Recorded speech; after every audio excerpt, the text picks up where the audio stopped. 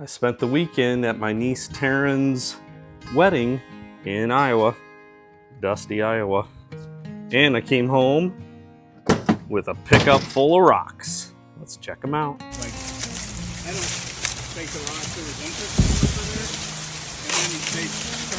And then On my way home from the wedding, I stopped by my cousin Jason's house up in kind of north central, kind of Waterloo, Cedar Falls area of Iowa, and we gathered up some rocks he had, went hounding a little bit. He had a collection of some of his favorites, and he had me bring, which I felt pretty honored by, some of his favorites back, and I'm going to cut some of them up. So let's check out what he gave me. So I want to start with these bigger ones. Man, he's got some really cool stuff. It's crazy there. You walk around his property, and there's literally rocks everywhere. I mean, it's like where a glacier must have stopped. It's pretty shocking how many rocks there are there. Some of these are his favorites. This one here immediately jumped out to me as I was walking up to his house, and he had it prominently displayed there. And it's just such an interesting rock. It's got all these colors in it here. It's really waxy.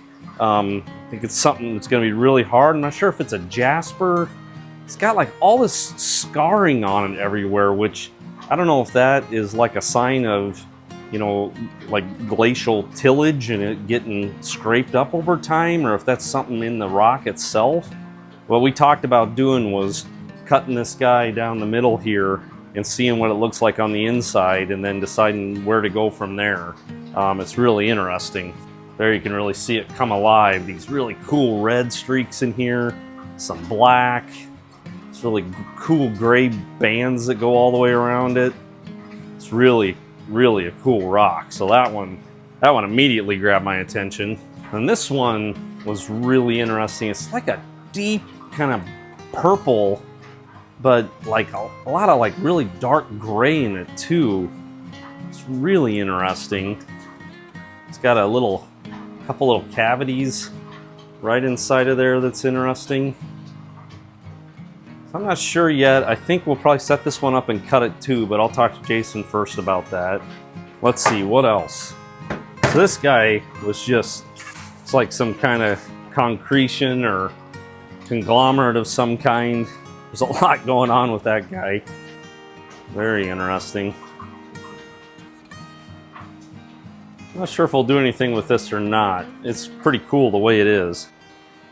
So what grabbed my attention on this one most is that this one's magnetic.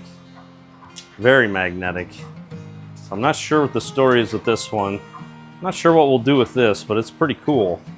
And this guy, crazy waxy surface. Really, really cool. To give this one some thought too. I don't want to ruin it, it's so pretty. I don't know that there's going to be that much different on the inside, but we'll have to think about that one.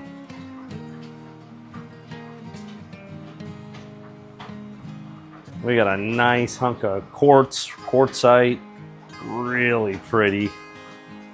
Love that one. This guy is just like such interesting layering in it here. Really, really beautiful. Really, really interesting. And the last big one here is this guy. And it's got a little magnetism, but not as much as the other one. Really gnarly surface. And that's what stuck out to me the most on this one. Look at all that pitting, and this thing looks like it's from outer space. Really cool.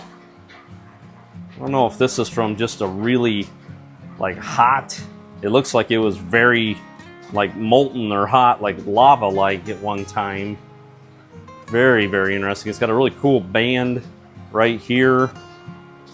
I'm not sure. I'll look for some feedback from you guys and do a little more research to see if this one would be interesting to cut or not. I'm not sure. Boy, that was a lot of muddy Iowa rocks right there. I got them all cleaned off. So it was awesome to see Jason. It's so funny. The common denominator of rocks have brought me back in connection with some Michigan cousins this summer, and now the common denominator with Jason. I love it so much. So when I clean these all off, boy, they really come alive. I kind of have like 4 different groups here. We got this group of quartz here, a bunch of nice piece of quartz. I like milky quartz, really nice pieces. This one's really cool. I think that's quartz in the middle there, but it's kind of a quartz sandwich with something else, maybe granitoid on top there. And then looks like quartz there to me. That one's really cool. A lot of nice pieces of quartz. Then a bunch of what appears to me to be granitoid type material, granite. This guy's been worn down by the glacier that was pushing through that area in northern Iowa. Then there's some real interesting ones here. I think this looks like a piece of red jasper. It's really waxy when it's dry and just really has that deep red. I think that's jasper. This one's really interesting. Just a strange structure. And then in the middle here, it's got like a eye here. It almost looks like a bone with bone marrow in the middle of it there. That one's really strange. No idea about that. This guy is one of the more interesting ones that we picked up. So this looks like a concretion. Looks like it's just full of, look at all that material in there. Lots going on there. Very cool rock. Look at all that.